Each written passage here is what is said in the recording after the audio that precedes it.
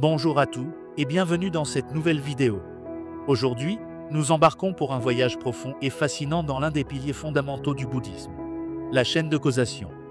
Ce concept, enseigné par le Bouddha il y a plus de 2500 ans, est bien plus qu'une simple idée philosophique. C'est une carte de la réalité, une explication de pourquoi nous souffrons, pourquoi nous renaissons, et surtout, comment nous pouvons nous libérer de ce cycle pour atteindre la paix ultime, le nirvana. Si vous vous êtes déjà demandé « Pourquoi est-ce que je ressens de la souffrance ? Pourquoi les mêmes schémas se répètent dans ma vie ? Ou encore, comment puis-je trouver un sens plus profond à mon existence ?» Alors cette exploration est faite pour vous. La chaîne de causation nous enseigne que toutes nos pensées, nos émotions, nos actions est liées par un réseau complexe de causes et d'effets. Rien n'arrive par hasard, mais tout peut être transformé par la compréhension et la pratique. Dans cette vidéo, nous allons décortiquer les 12 maillons de cette chaîne, explorer leur signification, et voir comment appliquer ces enseignements dans notre vie quotidienne, même en 2025, dans un monde moderne et trépidant. Préparez-vous à une immersion complète. Prenez un thé, installez-vous confortablement, et ouvrons ensemble les portes de la sagesse bouddhiste. Avant de commencer, un petit rappel. Si vous aimez ce type de contenu spirituel et philosophique, n'oubliez pas de liker, de vous abonner et d'activer la cloche pour ne pas manquer nos prochaines vidéos. Vos commentaires sont aussi précieux. Dites-moi ce que vous pensez de ce sujet ou quels autres thèmes vous aimeriez explorer. Maintenant, inspirons profondément. Et commençons. Section 1. Qu'est-ce que la chaîne de causation ? Pour comprendre la chaîne de causation, commençons par poser le décor. Imaginez une roue immense, une roue qui tourne sans fin depuis des temps immémoriaux. Cette roue représente le samsara, le cycle des existences, des naissances et des morts, dans lequel tous les êtres sont pris. Selon le bouddhisme, nous sommes tous sur cette roue, répétant des schémas de joie, de douleur, d'attachement et de perte, jusqu'à ce que nous trouvions le moyen d'en descendre. La chaîne de causation est l'explication de comment cette roue fonctionne. En pali, patika signifie en raison de et samuppada signifie surgissement. Ensemble, cela veut dire que tout ce qui existe surgit en raison de conditions spécifiques. Rien n'est indépendant, rien n'est isolé. Tout est interconnecté. Le Bouddha a enseigné ce concept après son éveil sous l'arbre de la Bodhi. Il a réalisé que la souffrance, qu'il s'agisse de la douleur physique, de l'insatisfaction émotionnelle ou du mal-être existentiel, n'est pas une punition divine ni un hasard. Elle découle d'un processus précis, composé de 12 maillons ou étapes, appelés nidana. Ces maillons forment un cycle qui explique comment l'ignorance mène à la souffrance et comment la souffrance mène à une nouvelle ignorance, perpétuant le samsara. Mais voici la bonne nouvelle. Cette chaîne n'est pas une fatalité. En comprenant chaque maillon, nous pouvons identifier ou intervenir pour briser le cycle. Le Bouddha a comparé cela à un médecin. Il diagnostique la maladie, la souffrance, identifie sa cause, l'ignorance et le désir, et prescrit un remède, la sagesse et la pratique spirituelle. Pour rendre cela plus concret, prenons une analogie. Imaginez une rivière. L'eau coule parce qu'il y a une source en amont. Si vous voulez arrêter le courant, il ne suffit pas de bloquer la rivière à un endroit. Il faut remonter jusqu'à la source. La chaîne de causation est comme cette source, et chaque maillon est une étape du courant. En étudiant cette chaîne, nous apprenons à remonter le courant de la souffrance jusqu'à sa racine. Avant de plonger dans les 12 maillons, une petite question pour vous. Avez-vous déjà remarqué comment une simple pensée peut déclencher une cascade d'émotions et d'actions ? Par exemple, vous pensez à une dispute passée, vous ressentez de la colère, et soudain, vous envoyez un message que vous regrettez. C'est un petit aperçu de la chaîne de causation à l'œuvre. Gardez cette idée en tête, car nous y reviendrons. Section 2. Les 12 maillons de la chaîne de causation. Maintenant, entrons dans le vif du sujet. Les 12 maillons de la chaîne de causation. Je vais expliquer chaque étape en détail, avec des exemples pour les rendre vivants et accessibles. Suivez bien, car chaque maillon s'appuie sur le précédent, comme les pièces d'un puzzle. 1. L'ignorance. Tout commence par l'ignorance. Ce n'est pas juste un manque de connaissances, mais une mécompréhension fondamentale de la réalité. Nous ignorons les 4 nobles vérités. La souffrance existe, elle a une cause, elle peut cesser, et il y a un chemin pour y parvenir. Nous croyons aussi que notre moi ou notre ego est permanent et indépendant, alors que tout est impermanent et interdépendant. Prenons un exemple. Imaginez que vous êtes dans une pièce sombre et que vous prenez une corde pour un serpent. Cette erreur, cette ignorance déclenche la peur. De la même manière, Parce que nous ne voyons pas la réalité telle qu'elle est, nous agissons de manière confuse, ce qui alimente le cycle. 2. Les formations mentales. À cause de l'ignorance, surgissent les formations mentales. Ce sont nos pensées, intentions et actions, qu'elles soient positives, négatives ou neutres. Chaque action laisse une trace, un peu comme une graine plantée dans le sol, qui influence notre futur. Dans le bouddhisme, ces actions sont liées au karma. Par exemple, si vous agissez avec colère sous l'influence de l'ignorance, vous plantez une graine de souffrance future. À l'inverse, une action bienveillante plante une graine de bonheur. Ces formations conditionnent ce qui vient ensuite. 3. La conscience. Les formations mentales donnent naissance à la conscience. C'est la capacité de percevoir et d'expérimenter le monde. Cette conscience n'est pas un moi fixe, mais un flux continu qui se manifeste dans une nouvelle existence, que ce soit une renaissance littérale dans certaines traditions ou un nouveau moment psychologique. Imaginez que vous êtes stressé par un examen. Vos pensées négatives formations alimentent une conscience teintée d'anxiété, qui colore toute votre expérience. Cette conscience est comme un projecteur qui éclaire le monde, mais sa lumière est filtrée par nos actions passées. 4. Le nom et la forme. La conscience permet l'émergence du nom et de la forme, Namarupa. Le nom représente les aspects mentaux, émotions, pensées, perceptions, et la forme représente le corps physique. Ensemble, ils forment ce que nous appelons un individu. Un exemple simple. Sans conscience, un corps n'est qu'un assemblage de matière. Mais avec la conscience, un corps devient vous, avec vos souvenirs, vos sentiments. Ce maillon montre comment l'esprit et le corps sont inséparables et conditionnés par ce qui précède. 5. Les 6 bases d'essence. Avec le nom et la forme, apparaissent les 6 bases d'essence. Astérisque les yeux, les oreilles, le nez, la langue, le corps sensation tactile et l'esprit qui perçoit les pensées. Ce sont les portes par lesquelles nous interagissons avec le monde. Par exemple, vos yeux voient un gâteau au chocolat, vos narines captent son odeur et votre esprit imagine son goût. Ces bases d'essence sont neutres, mais elles ouvrent la voie à la prochaine étape. 6. Le contact. Les bases d'essence entrent en contact avec des objets. L'œil voit une couleur, l'oreille entend un son, l'esprit pense à une idée. Ce contact est le moment où une expérience sensorielle commence. Prenons un exemple moderne. Vous faites défiler Instagram et tombez sur une photo de vacances paradisiaques. Vos yeux rencontrent l'image, et ce contact déclenche une sensation. 7. La sensation. Chaque contact produit une sensation qui peut être agréable, désagréable ou neutre. Ces sensations sont automatiques et universelles. Revenons à la photo Instagram. Voir cette plage peut provoquer une sensation agréable, vous rêvez d'y être. Mais si c'est la photo de quelqu'un que vous n'aimez pas, la sensation pourrait être désagréable, jalousie ou frustration. Ces sensations influencent ce que nous faisons ensuite. 8. Le désir. Les sensations déclenchent le désir, souvent traduit par soif. Nous voulons posséder ce qui est agréable, repousser ce qui est désagréable, et nous attachons même aux sensations neutres par habitude. Ce désir est l'une des causes principales de la souffrance. Dans notre exemple, la sensation agréable de la photo de plage peut déclencher un désir. Je veux partir là-bas.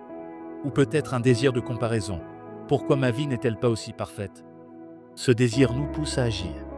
9. L'attachement. Le désir s'intensifie et devient attachement. Nous nous accrochons au plaisir, aux personnes, aux idées, ou même à l'idée d'un « moi » permanent.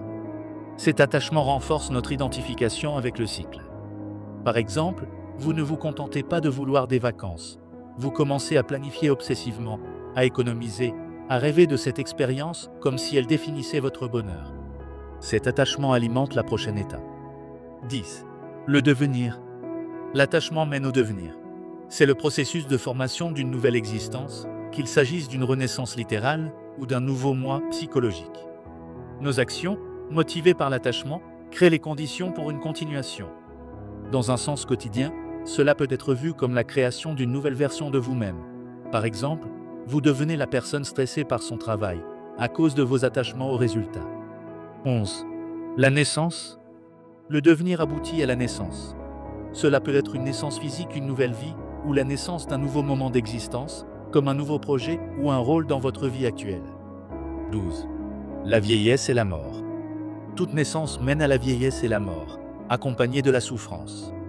Cette étape inclut non seulement la mort physique, mais aussi la fin de toute chose. Relations, projets, moments. Et sans intervention, la mort amène à l'ignorance, et le cycle recommence. Pause visuelle, animation de la roue qui ralentit, puis s'arrête sur une image de lotus. Musique douce.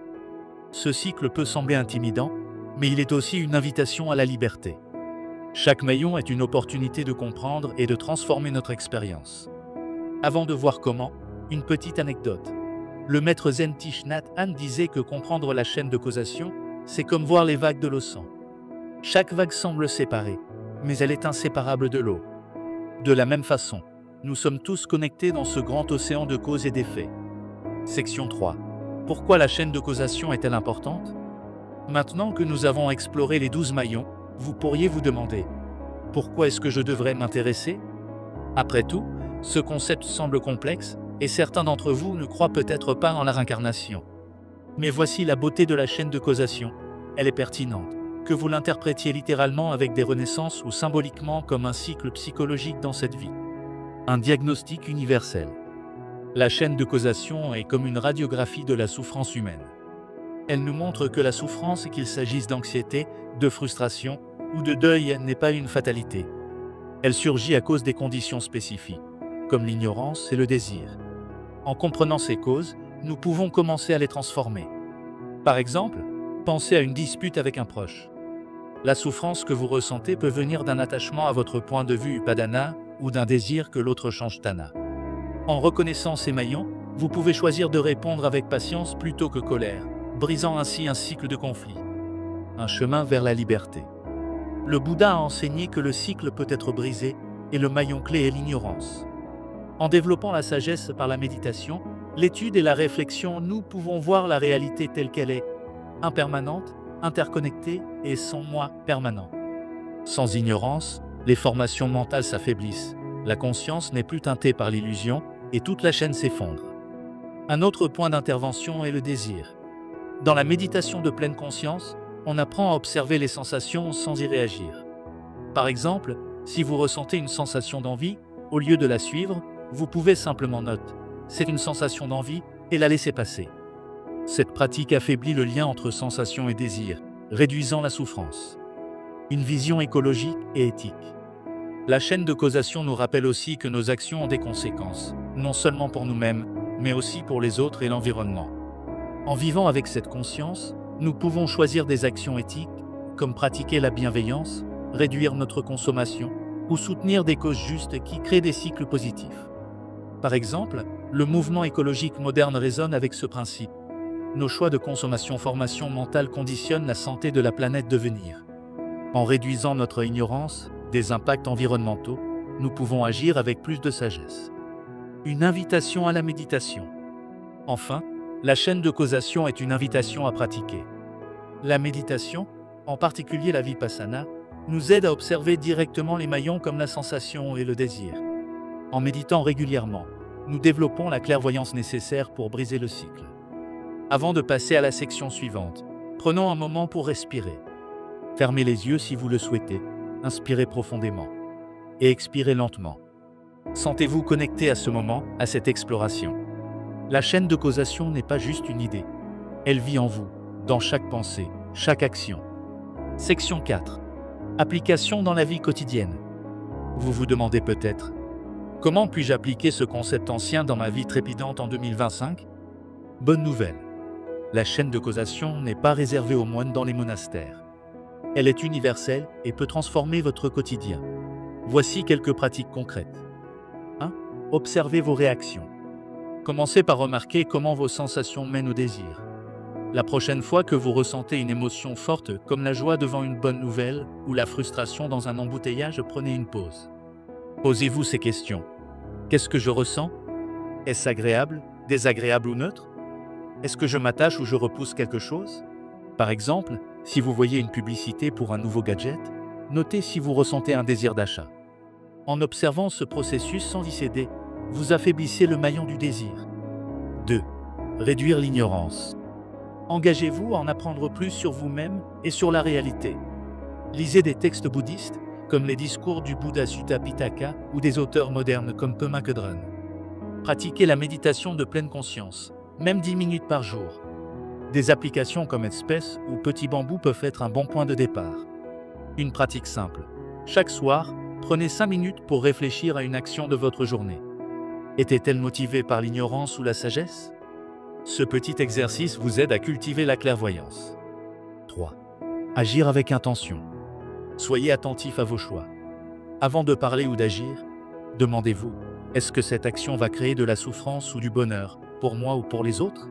Par exemple, choisir des paroles bienveillantes lors d'un désaccord peut briser un cycle de conflit. Une anecdote, le maître Thich Nhat Hanh enseignait la communication consciente. Avant de parler, il suggérait de se demander, est-ce vrai? Est-ce utile? Est-ce le bon moment? Essayez cela dans vos relations. 4. Cultivez la compassion. Enfin, rappelez-vous que tout le monde est pris dans la chaîne de causation. La personne qui vous agace au travail ou dans les transports est, elle aussi, conditionnée par l'ignorance et le désir. En cultivant la compassion, par exemple, à travers la méditation de méta-bienveillance, vous créez des cycles positifs. Et voilà, nous avons voyagé ensemble à travers la chaîne de causation, cette carte profonde de la réalité enseignée par le Bouddha. Nous avons vu comment chaque pensée, chaque action, chaque moment de notre vie est interconnecté et comment, en comprenant ce cycle, nous pouvons choisir un chemin de liberté, de sagesse et de paix. Ce concept peut sembler vaste, mais il commence par de petits pas. Une respiration consciente, une parole bienveillante, un moment de réflexion. Comme le Bouddha le disait, goutte à goutte, le vase se remplit. Chaque effort compte. Qu'en pensez-vous?